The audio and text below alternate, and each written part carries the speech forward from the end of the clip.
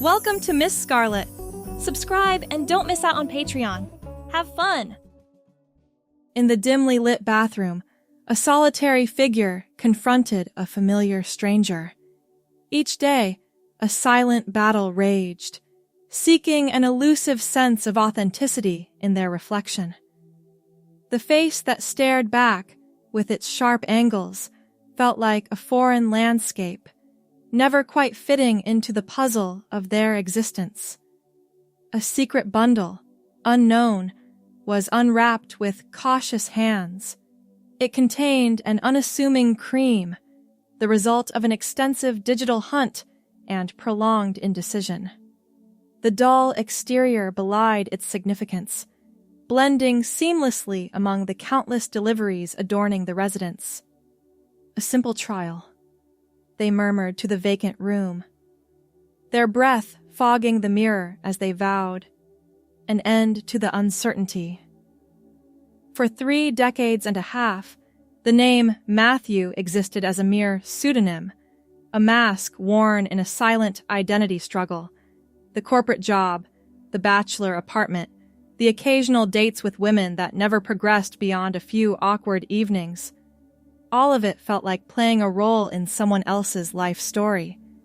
The cream, Estrogen, according to the website, was scooped carefully onto a fingertip. After a moment's hesitation, it was mixed into the Aftershave bottle. Perhaps it wouldn't work at all. Perhaps it was just snake oil sold to desperate people. But what if it wasn't? The aftershave tingled against freshly shaved skin. A deep breath. The day began.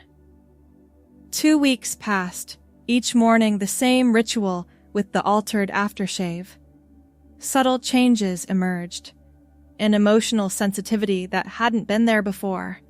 Crying during a commercial about family reunions. A slight tenderness in the chest. Small things, imperceptible to others, but internally, earthquakes. At night, alone in the apartment, forbidden websites were visited. Forums filled with stories of transformation, of becoming, of finally feeling right in one's skin. The gray walls of the corporate office seemed grayer. The tie felt more constrictive each day. During lunch breaks, instead of joining coworkers at the local sandwich place, Matthew found himself driving to the mall at the edge of town, wandering through women's clothing sections, fingers trailing across fabrics that called like sirens. On a Tuesday, courage manifested in the form of purchasing women's jeans. "For my sister," came the practiced lie to the disinterested cashier, who merely nodded and continued scanning. That night, the jeans slid up unfamiliar legs. They fit differently, hugged differently. In the bathroom mirror, something shifted. The stranger looked a bit less strange. The online order arrived next, a rose-colored V-neck sweater, soft as a promise. It was hidden beneath button-up shirts at work, a secret layer of truth beneath the required facade. Days blurred into weeks. The cream continued its subtle work. Emotions ran closer to the surface. Body hair grew finer, slower. Small breasts began to form, tender and undeniable. One night, staring at the ceiling, the name came like a whisper from someplace deep and true. Sophie. The next day, the Human Resources Director, Mrs. Keller, looked up from her desk with professional neutrality when Matthew requested a private meeting. "I need to tell you something important," came the shaky beginning. "I'm transitioning. I'm a woman. My name is Sophie." Mrs. Keller's face remained carefully composed. "I see. Thank you for sharing this with me. We'll need to discuss how you'd like to handle this at work and what support you might need." The conversation continued. Policies were reviewed, timelines discussed, arrangements made for announcements. It was clinical, professional, and somehow, in its very ordinariness, profound. That evening, in the safety of the apartment, Sophie, wept. Not from sadness, but from the overwhelming relief of finally speaking her truth aloud. The following weeks brought a cascade of changes. More feminine clothes were purchased. The hidden cream was replaced with proper hormone therapy under medical supervision. Friends were told, with varied reactions. Some disappeared quietly. Others embraced her with surprising warmth. Parents were harder. Her father stopped speaking mid-sentence during the phone call and handed the phone to her mother, who cried and asked repeatedly what they had done wrong. "Nothing," Sophie assured them. "This is who I've always been. I'm just finally letting you see me." 6 months into transition, Sophie stood before her mirror in a floral A-line dress. Her blonde hair, once kept military short, had grown out enough to frame her face softly. The hormones had reshaped her features subtly, softening jawlines, redistributing fat, creating curves where angles had been. The stranger in the mirror was finally becoming familiar, finally becoming her. Her phone chimed with a text from Patricia, a colleague who had become a friend and guide during transition. "Ready for dinner? Restaurant at 7, remember?" Sophie smiled, smoothed her dress, and replied affirmatively. The world outside still held challenges, but for the first time, she was walking into it as herself. The restaurant buzzed with Friday night energy. Sophie spotted Patricia waving from a corner table and made her way through the crowd, conscious of the eyes that followed her. Some curious, some appreciative, some disapproving. She was learning to navigate all of them. "You look amazing," Patricia said, standing to embrace her. "That dress is perfect on you." "Thank you," Sophie replied, settling into her chair. "I'm still getting used to it all. Some days I feel like I'm learning how to walk all over again." Patricia laughed. "Trust me, even those of us born female feel that way sometimes. Being a woman in this world is a constant navigation." They ordered wine and shared stories about their week. Patricia, 20 years Sophie's senior, had taken her under her wing when she'd come out at work. As a lesbian who had fought her own battles in the corporate world, she understood something of the journey. "I have news," Patricia said after their entrees arrived. "Remember Gilbert from marketing? He's asked about you 3 times this week." Sophie nearly choked on her salmon. "What? Why?" "Because he's interested, obviously. And don't look so shocked. You're an attractive woman." The idea of dating as Sophie was terrifying. Her few attempts at dating as Matthew had been disasters of disconnection. But now? "I don't think I'm ready for that," she said finally. Patricia nodded. "Fair enough. But when you are, remember that you deserve someone who sees and loves you for exactly who you are." The evening continued pleasantly, but Sophie's mind kept returning to Patricia's words. Who she was. It was still unfolding, still revealing itself day by day. Monday morning arrived with its usual demands. Sophie chose a professional navy blue dress with subtle floral accents at the hem, paired with modest heels. Her blonde hair was styled simply but femininely. The transformation from her old male wardrobe to her authentic feminine style had been gradual but complete. The marketing department was hosting a presentation that all departments were required to attend. Sophie found a seat near the back, arranging her notebook and pen neatly before her. She was conscientious about such details now, finding comfort in these small rituals of organization. Gilbert entered with the rest of the marketing team. He was tall, with salt and pepper hair, and kind eyes that crinkled when he smiled, and he smiled directly at Sophie as he passed her row. The presentation droned on. Market analyses, projection graphs, strategic initiatives. Sophie took notes diligently, though her attention occasionally drifted to Gilbert whenever he spoke. There was something about his measured, thoughtful way of explaining complex ideas that she found appealing. After the presentation, as people filtered out, Gilbert approached her. "Sophie, right? From accounting?" His voice was warm. She nodded, suddenly finding herself uncharacteristically tongue-tied. "I enjoyed your questions.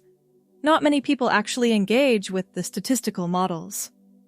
He extended his hand. "Gilbert Chen, we haven't formally met."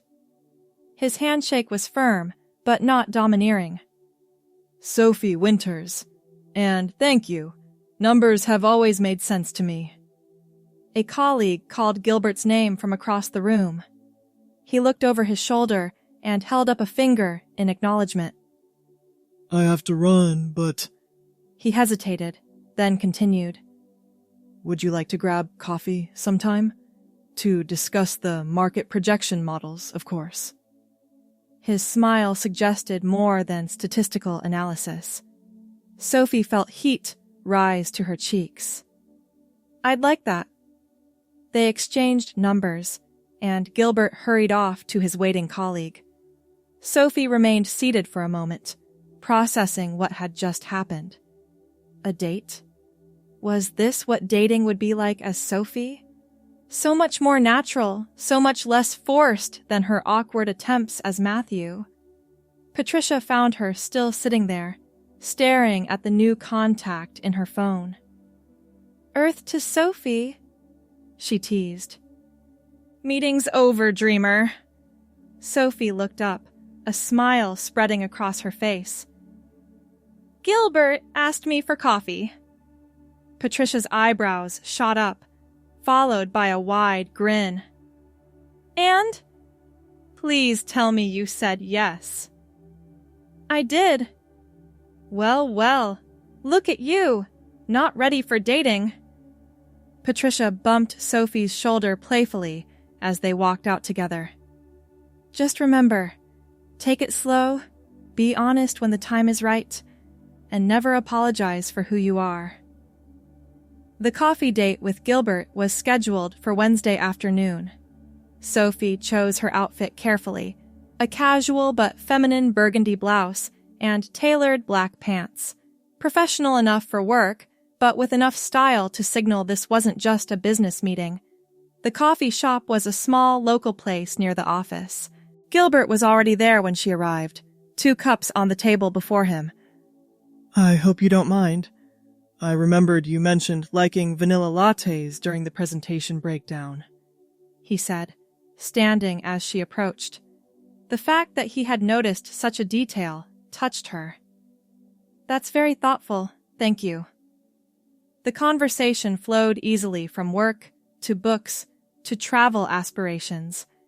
Gilbert had a dry wit that made Sophie laugh more than she had in months. When he spoke about his passion for architectural photography, his entire face lit up. "What about you?" he asked. "What drives you outside of spreadsheets and projections?" Sophie hesitated.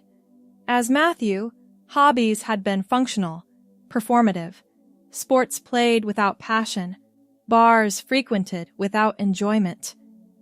As Sophie, she was still discovering what brought her genuine joy. "I'm exploring," she said finally. "I've recently started watercolor painting, and I'm taking a cooking class." "Recently started exploring new interests?" Gilbert looked intrigued. What prompted that? The moment hung between them. This was where the conversation could remain surface level or deepen into something more authentic. "I've gone through some significant changes in my life," Sophie said carefully. "I'm discovering who I really am, in many ways." Gilbert nodded. his expression open. That sounds like important work. Brave work. It is, she agreed, relief washing through her at his understanding response. The hour passed too quickly. As they prepared to leave, Gilbert asked if she would join him for dinner that weekend. I'd really like to continue our conversation, he said, without watching the clock for afternoon meetings. Sophie agreed, her heart lighter than it had felt in years. The dinner date brought a new level of nervousness. Sophie chose her favorite floral A-line dress, the one that made her feel most confidently herself. Her blonde hair was styled in soft waves, and she applied her makeup with extra care, enough to enhance but not enough to mask. Gilbert had chosen a small Italian restaurant with private booths and soft lighting. He stood when he saw her approach, his appreciation evident in his gaze. "You look beautiful," he said simply. The evening progressed with the same easy conversation as their coffee date, but with an undercurrent of growing connection. Over tiramisu, Gilbert spoke about his divorce 5 years earlier and his teenage daughter, who lived with her mother in another state. "Your turn," he said, his eyes gentle. "Tell me something real about yourself, Sophie." She took a deep breath.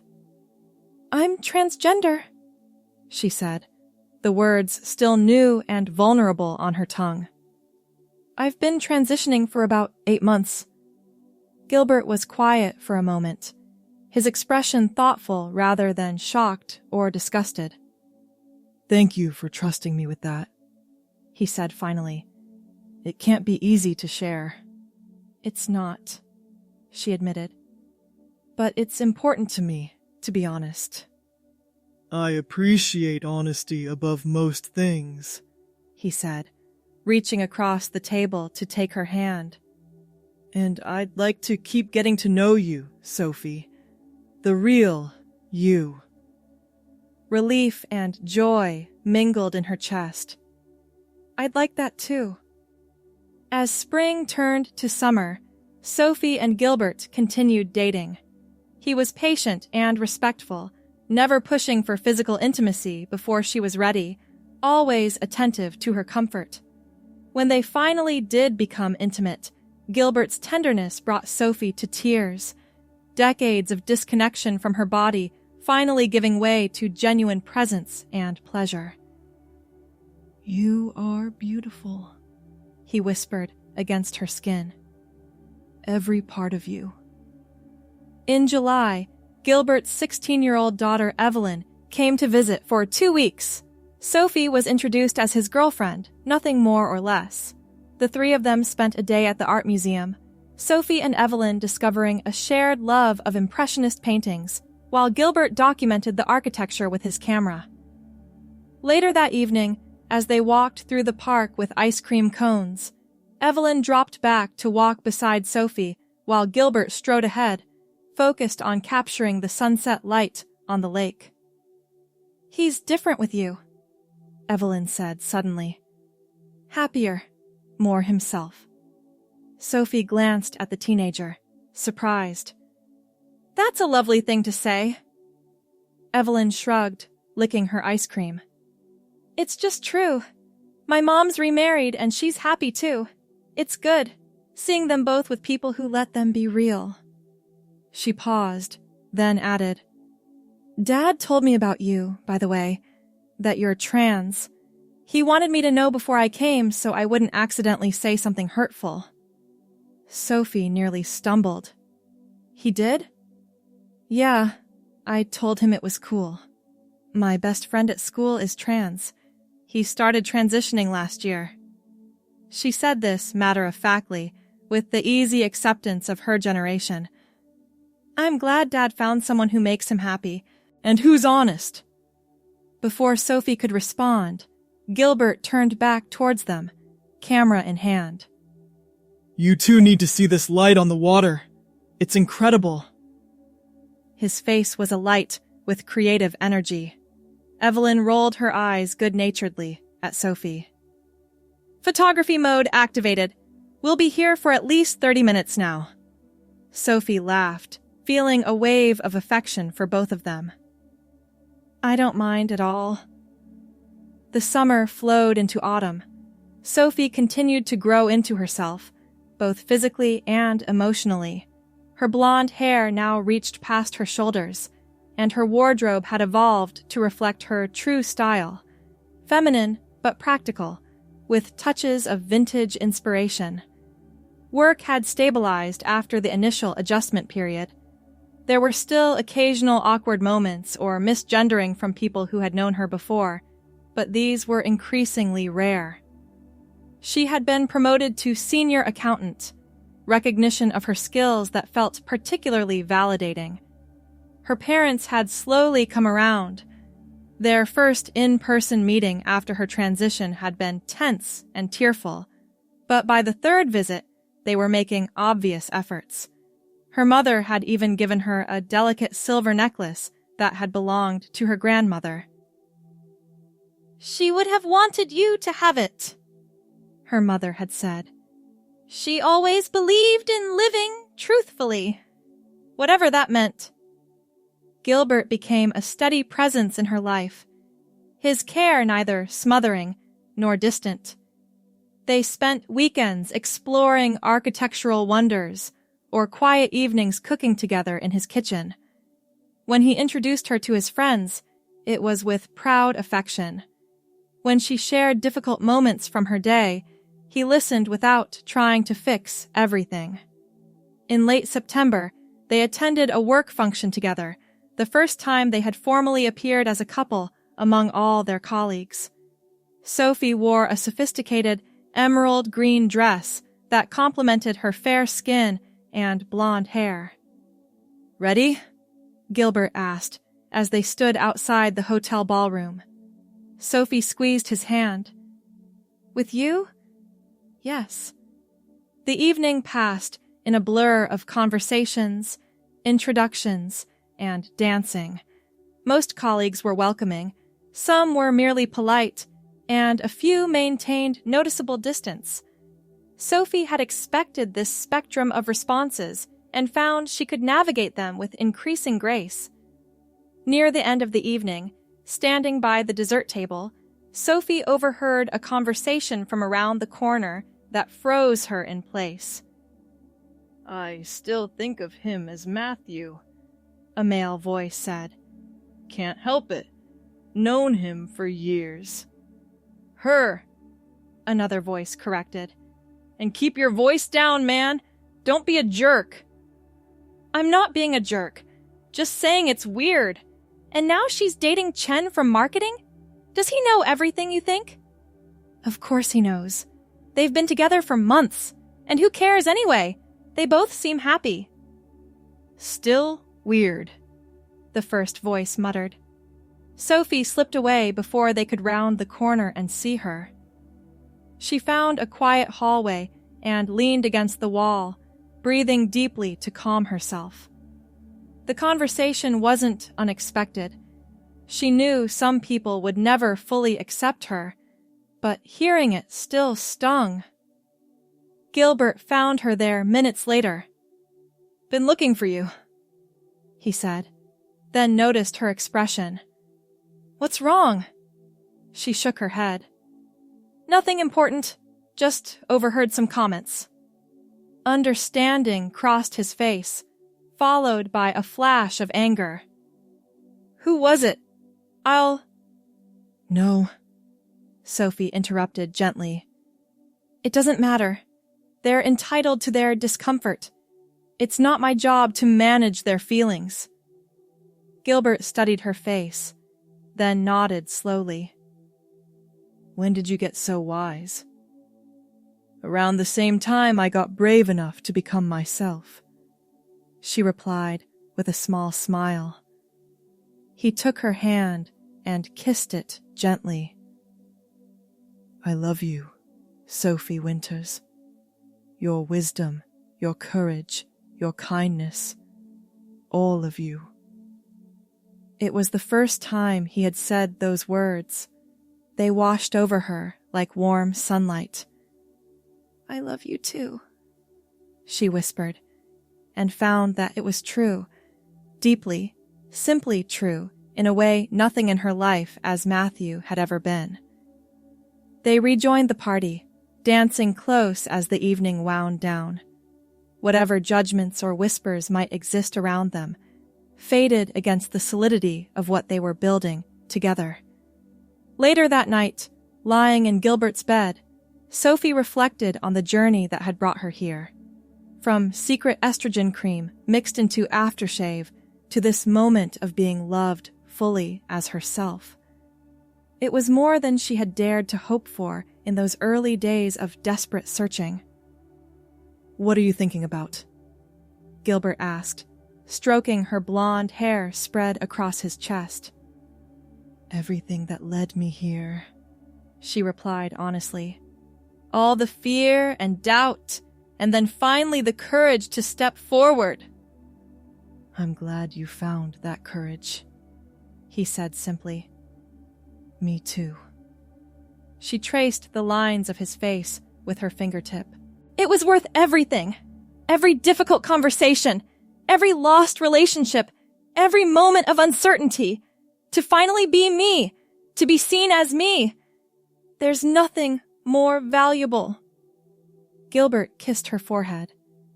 "You're the most authentic person I know. It's what drew me to you from the beginning, even before I knew your story." As autumn deepened into winter, Sophie's life settled into patterns that felt both miraculous and mundane. Morning routines of carefully selecting outfits from her now fully feminine wardrobe. Workdays where her competence rather than her gender identity was the focus. Evenings with Gilbert or friends, or sometimes blissfully alone, painting watercolors while music played softly. For her birthday in November, Gilbert surprised her with a weekend trip to a coastal bed and breakfast. They walked on windy beaches, ate seafood in tiny restaurants, and slept late, wrapped in each other's arms. On the final morning, over breakfast overlooking the ocean, Gilbert reached into his pocket. "I have something for you," he said, uncharacteristically nervous. He placed a small velvet box on the table. Sophie's heart stuttered. "Gilbert!" "It's not what you think," he said quickly. "Well, not exactly." She opened the box to find a key attached to a silver keychain shaped like a palette with colorful paints made of tiny gemstones. "It's a key to my place," he explained. "I'm not proposing yet. I think we need more time for that. But I want you to know my home is your home, whenever you want it to be. And the palette is because I want you to keep exploring who you are. Keep painting your true colors into your life. With me, if you'll have me." Tears filled Sophie's eyes. "This might be better than a proposal," she whispered. "It's perfect." That winter became a season of deepening intimacy and integration. Sophie spent most weekends at Gilbert's larger apartment, gradually bringing more of her things over. They established routines and learned each other's habits. They argued about dishwasher loading techniques and made up with laughter and tenderness. They introduced each other to favorite books and films, discovering new common ground and respecting their differences. In January, Gilbert's company offered him a promotion that would require significant travel. They sat at his kitchen table, discussing what it would mean for their relationship. "I can turn it down," he offered. "We're just finding our rhythm here." Sophie shook her head. "No, you've worked for this opportunity for years. We'll make it work." "Are you sure?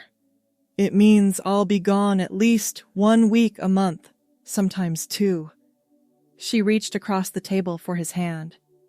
"I spent 35 years unable to be myself. Now that I've found my truth, I'm not afraid of challenges like this.